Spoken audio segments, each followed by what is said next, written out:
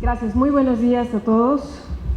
Queremos platicarles algunos temas que al movimiento territorial le parecen vitales de la reforma político-electoral que recién se aprobó en este periodo extraordinario. Queremos decir en principio que nos llama mucho la atención que de pronto el debate se centre en uno o dos aspectos cuando hay avances realmente trascendentes en materia político-electoral. Sobre todo, para el movimiento territorial, el eje de esta reforma es, sin lugar a dudas, la transparencia en el uso de los recursos públicos de los partidos políticos. Frente a posturas de victimización o de acusaciones sin sustento, nosotros estaremos capacitando a toda la estructura territorial del movimiento territorial para que, conocedores de nuestros derechos y de nuestras obligaciones, los emetistas enarbolemos la transparencia y la rendición de cuentas de cara a los comicios del 2015. Con esta reforma me parece que quedan atrás estas premisas como la de tu calumnia, que algo queda, que caracteriza a quienes más que construir triunfos, pues se dedican y son expertos en buscar la derrota de sus adversarios. Y les voy a decir por qué. En principio se establecen sanciones para las denuncias frívolas, la cual es entendida como aquella que se promueva respecto a hechos que no se encuentren soportados por ningún medio de prueba o que no puedan actualizar el supuesto jurídico específico en que se sustente la queja o la denuncia.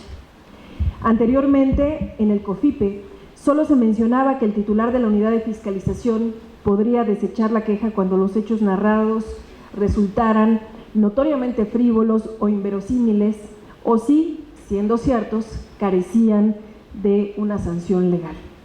Como nunca antes en la historia de nuestra democracia, en el movimiento territorial consideramos que se establecen mecanismos claros en torno a los temas de financiamiento y fiscalización de los recursos. Esta reforma aprobada en el Congreso responde, no nos cabe duda, a una sentida y justa exigencia de la sociedad hacia los partidos políticos de rendición de cuentas y de transparencia. Por ejemplo, la tarea de fiscalización que anteriormente correspondía solamente a la unidad de fiscalización del extinto Instituto Federal Electoral, ahora será responsabilidad de una comisión integrada por 5 consejeros del Instituto Nacional Electoral que podrán apoyarse en la unidad técnica. La reforma prevé también medidas para acelerar el proceso de fiscalización que era motivo recurrente de quejas, como ustedes recordarán.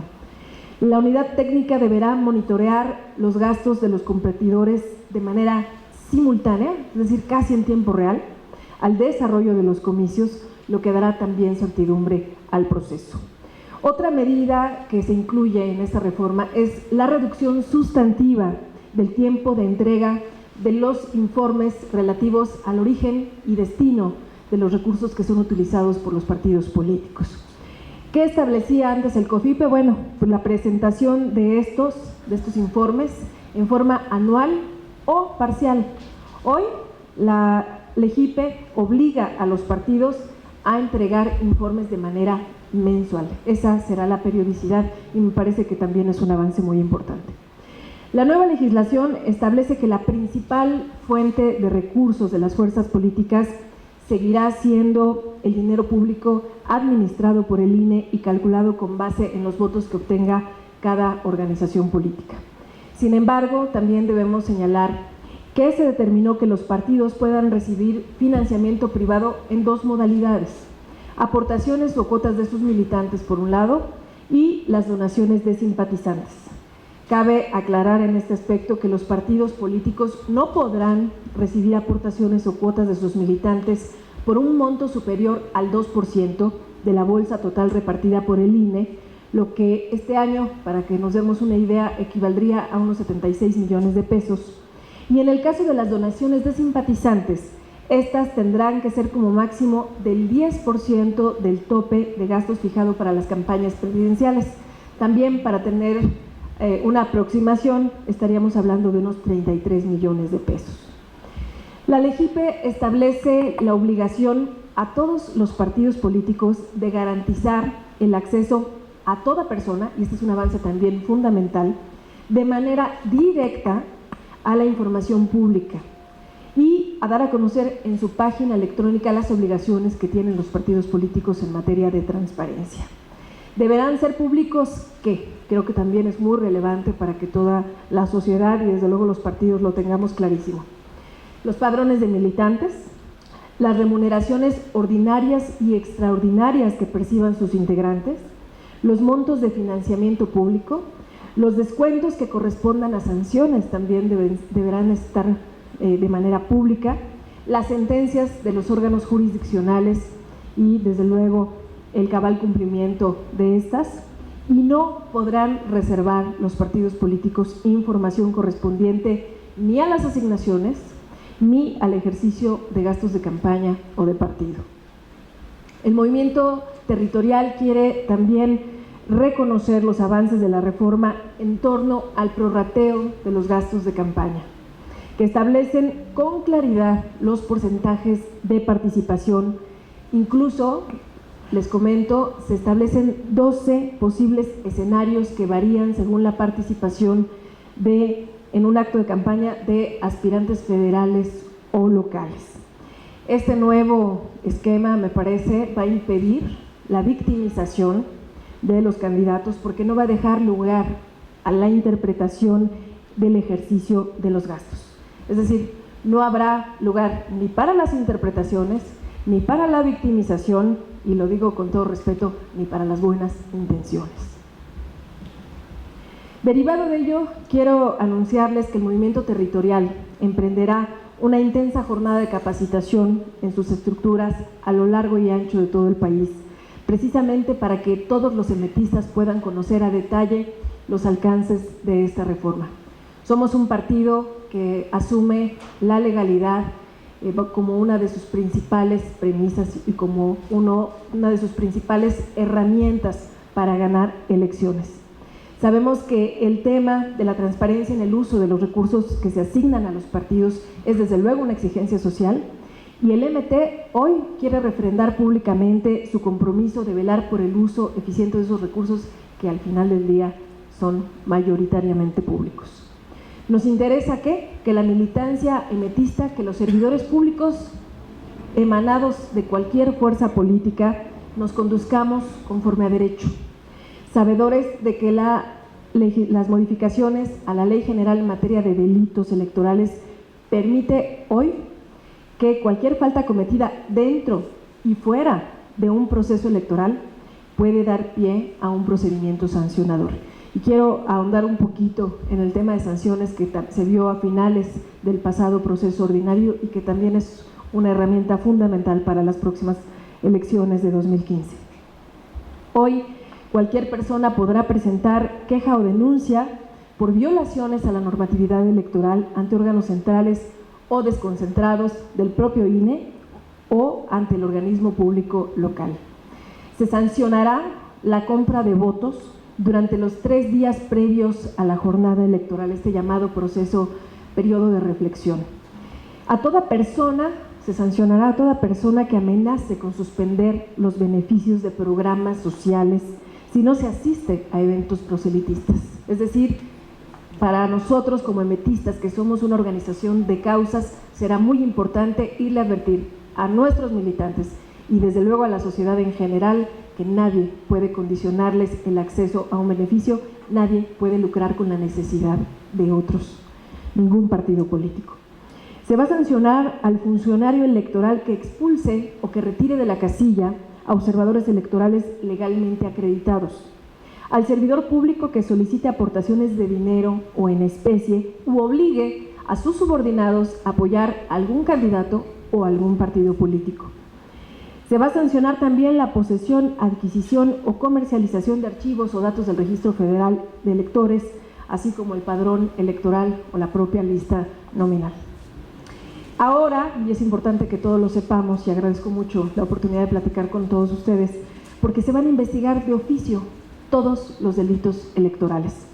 Se amplía la pena mínima para servidores públicos por ilícitos cometidos, se combatirá el turismo electoral o trámite de cambio de domicilio con documentos falsos por medio de herramientas jurídicas proporcionadas al Ministerio Público.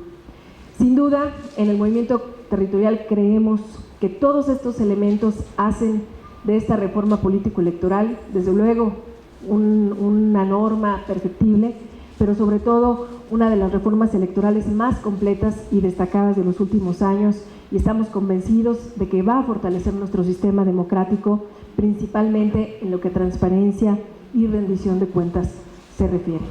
Sería cuanto por mi parte y quedo atenta si tienen alguna duda, alguna inquietud. Tenemos una pregunta de Roberto José Pacheco, de Excelsior y Cadena 3. Adelante. Gracias, Roberto. Oiga, una pregunta. ¿Qué pasa si los partidos políticos no se preparan a la militancia, que son los que al final de cuentas deben de vigilar los comicios, cuando una ley puede estar de avanzada y los partidos pueden estar rezagados? La sociedad misma puede estar rezagada ante una reforma de este alcance. Dos, ayer culminó el proceso electoral del PAN. ¿Qué implica para el partido del PRI? Porque ahora parece ser que todas las canicas están apostando a ganar el Congreso para el próximo año. Así lo dijo ayer Gustavo Enrique Madero. ¿Y qué le parece su designación de su reelección como interlocutor entre las fuerzas políticas? Gracias. Yo creo que sin duda los partidos políticos somos los principales interesados en promover los beneficios que tiene para la propia sociedad y para una competencia equitativa una reforma electoral en la que todas las fuerzas políticas participaron. Y quiero decirlo porque luego se dice de manera facilona que legislamos al vapor. El dictamen que fue aprobado por ambas cámaras incluye al menos una veintena de iniciativas que tuvieron como origen los diferentes grupos parlamentarios. Es decir, hablamos de un proceso de análisis largo, un proceso plural, y hoy tenemos, insisto, una legislación electoral de avanzada, aunque perfectible, como siempre lo es la ley. Yo creo que cada partido tendrá que hacer su parte. En el PRI estaremos muy atentos. Insisto, estaremos particularmente en el movimiento territorial, estamos interesados en enarbolar de cara a los próximos comicios la transparencia, la rendición de cuentas. Creemos que es una exigencia social y para nosotros como partido es también una exigencia hacia el interior. Lo ha planteado en múltiples ocasiones el doctor César Camacho, nuestro dirigente nacional. Así que bueno, yo creo que somos los partidos también los interesados en que haya una contienda equitativa y que todos estaremos observando. No puedes argumentar ignorancia para evadir el cumplimiento de la ley. Eso lo sabemos todos y bueno, pues ahí está ya un nuevo marco legal. Respecto de tu segunda pregunta, somos profundamente respetuosos, lo hemos sido siempre, de los procesos internos.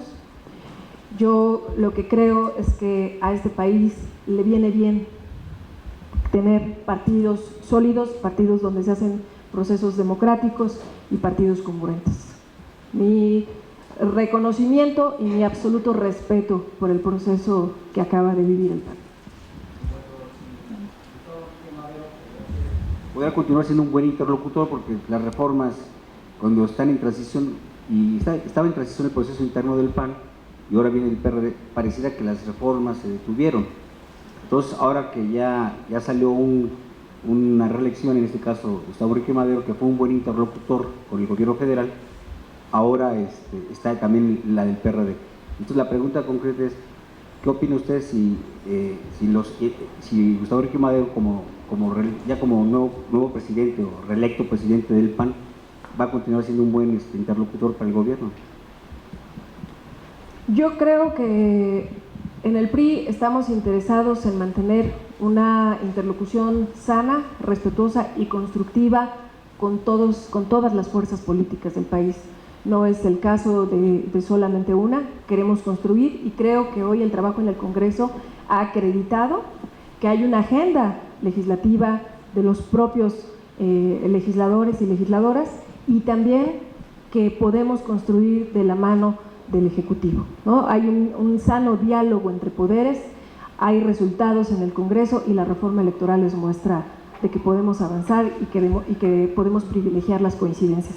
Y respecto de lo que me decías de ganar el Congreso, yo estoy cierta que en estricto apego a la legalidad con experiencia y con cuadros que han demostrado y acreditado capacidad, el PRI va a tener mayoría en el Congreso. No sé si hubiera alguna otra. Sí, René Cruz, de MBS. Adelante, por favor. Gracias, René. Senadora, buenas tardes. Apenas este fin de semana algunos dirigentes de partidos políticos decían que esta legislación pues no resuelve al 100% los problemas de la democracia aquí en México.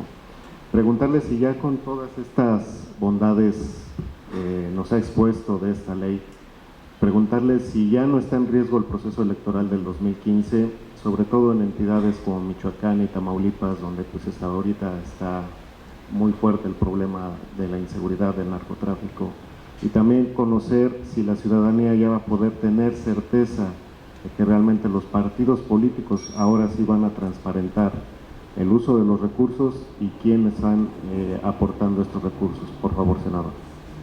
Bueno, desde luego que hay obligaciones expresas en materia de transparencia, se las acabo de referir a los partidos políticos, y yo creo que en la medida en que los ciudadanos estemos informados y estemos atentos y seamos vigilantes, y ustedes son un espléndido puente de comunicación con la sociedad en general, creo que vamos a ir cerrando filas para que cada vez las contiendas electorales sean mucho más equitativas, y desde luego que es muy importante, incluso por seguridad, que no haya recursos provenientes de ningún lugar extraño que no sean los que establece la ley para las contiendas electorales. Es la mejor ley, lo habremos de ver, es una reforma que ha valido el consenso, el acuerdo, que ha tenido participación de todas las fuerzas políticas.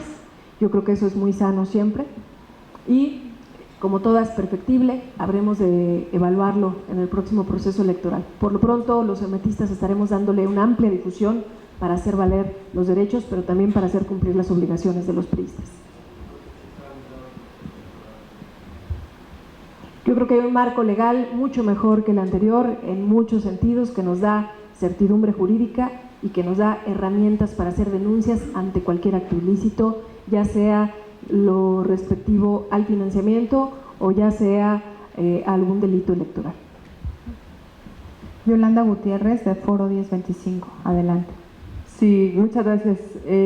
Senadora, yo quiero saber si usted tiene considerado ya, por ejemplo, las estrategias de movimiento territorial y todo lo que compete para la cuestión de las candidaturas de las mujeres ya en la próxima contienda, toda vez que la reforma electoral, bueno, pues ya nos obliga al 50 y 50.